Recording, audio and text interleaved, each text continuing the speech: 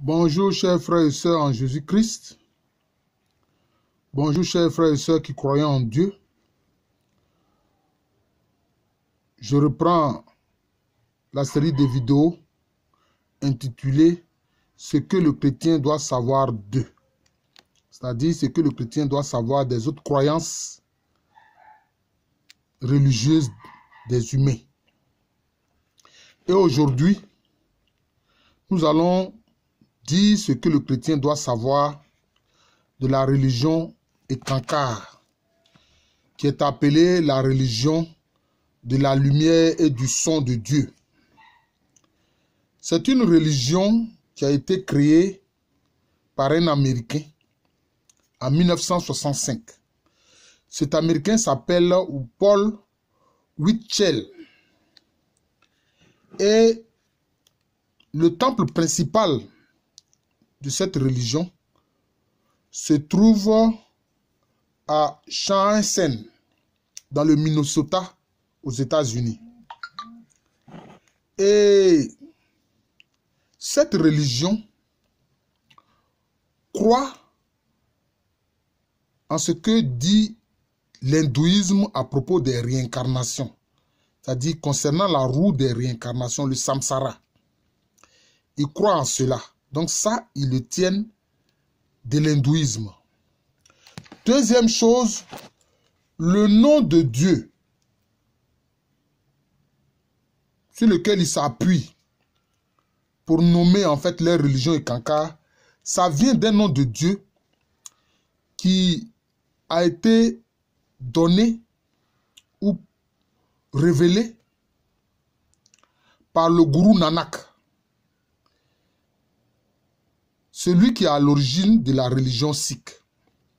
Et ce nom de Dieu, c'est Ka Omkara. Ka Omkara.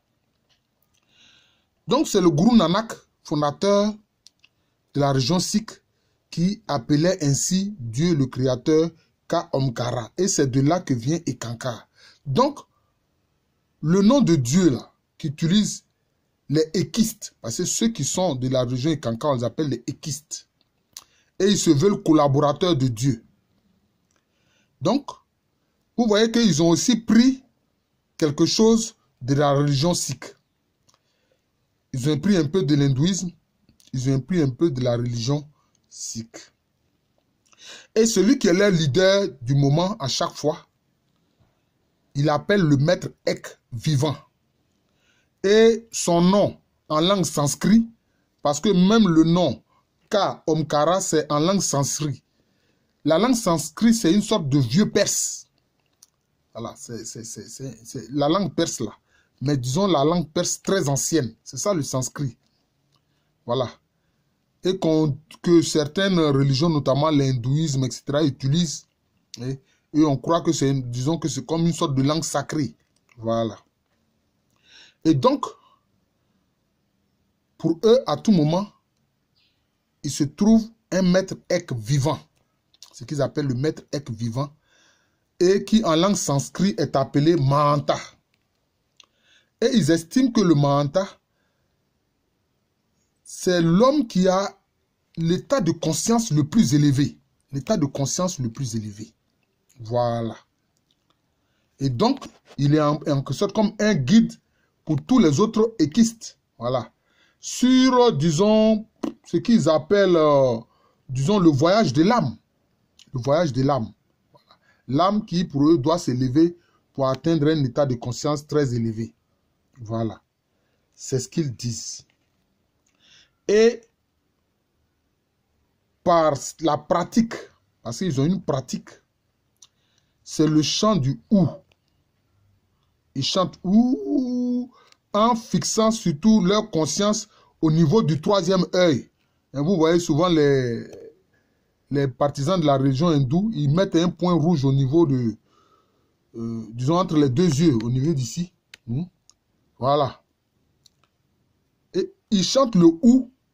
Donc ces équistes-là, ils chantent le ou en concentrant leur conscience à ce niveau-là. Je veux dire, toute leur attention. Mais le ou, c'est quoi? Le ou, c'est un nom d'essence de Dieu d'après les musulmans soufis. Pour être plus précis même, c'est Oua. Oua, qui veut dire lui. Traduit littéralement, cela veut dire lui. Mais lui, c'est qui? Disons, c'est Allah, c'est Dieu. Donc, vous voyez qu'à ce niveau où les équistes chantent le ou, ça, ils ont pris ça de l'islam soufi. Ils ont pris ça de l'islam soufi. Vous voyez? Donc, c'est comme si la religion est Kanka, comme un pot mélangé d'un peu d'hindouisme, un peu de sikhisme et puis un peu d'islam chiite. Et avec ça, voilà, Paul Kuchel a créé une religion. Voilà, c'est un peu ça. Le ou, en fait, ça veut dire lui. Oua. Et beaucoup de musulmans soufis chantent récitent le ou. Voilà. Et ils appellent ça des zikrs. Et ils récitent ça. Oua, ou, oua, oua, oua. Voilà. C'est comme ça. Mais ici, les équistes, ils chantent ou, pendant au moins 20 minutes. Et ils pensent qu'en faisant cela, ça élève leur conscience. En outre, ils pensent que Ek renvoie à l'Esprit Saint. Je ne sais pas si c'est l'Esprit Saint que nous, les chrétiens, nous connaissons. Ça, je ne sais pas. Est-ce que le fait de chanter ou va faire descendre le Saint-Esprit? Ça, je ne sais pas. Mais c'est ce qu'ils croient. Et c'est ce qu'ils font. C'est ce qu'ils croient et c'est ce qu'ils font. Donc, chers frères chrétiens, je vous donne ces informations. Vous pouvez aussi aller sur le net pour voir ce qui est dit sur cette religion Ikanka qui dit être la lumière, être la religion de la lumière et du son de Dieu. Si tu entends le son, est-ce que le son là t'apprend quelque chose?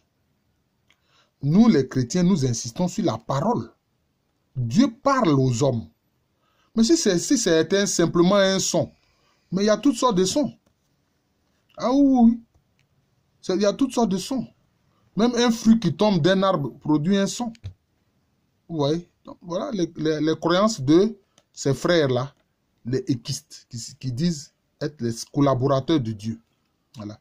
Et autre chose, puisque ils insistent sur le voyage de l'âme, et donc l'expérience spirituelle que l'âme acquiert personnellement, donc ainsi, chaque individu voit son âme acquérir des expériences. Et alors, ils pensent qu'ils sont, disons, responsables de leur destin. Comment un être humain qui est si faible peut penser que lui, il a la maîtrise de son destin? Voilà encore une de leurs croyances. Oui. Vous voyez que vraiment leurs croyances et les croyances chrétiennes sont différentes. Pour nous chrétiens, le Saint-Esprit là, il est Dieu. Ce n'est pas en chantant un mot, fût-il un nom de Dieu comme tu le penses, que le Saint-Esprit va descendre. Non. On demande le Saint-Esprit au Père au nom de Jésus. Et le Seigneur Jésus nous donne, le Père Céleste nous donne le Saint-Esprit qui vient habiter en nous. Qui vient habiter en nous. Et faire de notre propre corps son temple. Vous voyez. Donc voilà un peu ce en quoi croient ces frères en humanité qui sont les adeptes de la religion Ikanka, appelée religion de la lumière et du son de Dieu. Voilà. Donc voilà un peu ça. Et cette religion-là est née en 1965. Voilà. En 1965. Donc c'est une religion assez récente. Voilà. Donc, chers chrétiens, voilà ce que vous devez savoir de la religion Ikanka. Vous voyez que leur perception et puis la nôtre n'est pas la même. Nous parlons de la parole de Dieu, révélée et faite chair, qui est la personne de Jésus-Christ. Et ce qui nous a laissé à travers la bonne nouvelle, l'évangile. Voilà. Eux, ils disent, ils chantent le ou. Voilà.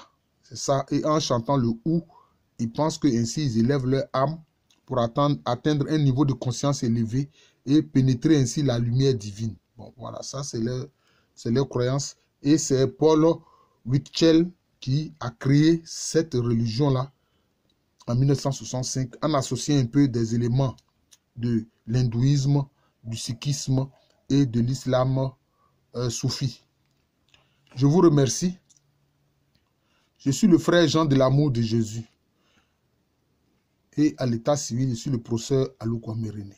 Je fais ces vidéos sur ce que le chrétien doit savoir de ses différentes croyances pour ne pas qu'il soit troublé quand quelqu'un va venir lui dire des choses. Non, il faut connaître les autres religions. Voilà. Pour ne pas se tromper sur la foi que Jésus-Christ nous transmet parce que c'est lui qui est l'auteur et le consommateur de la foi.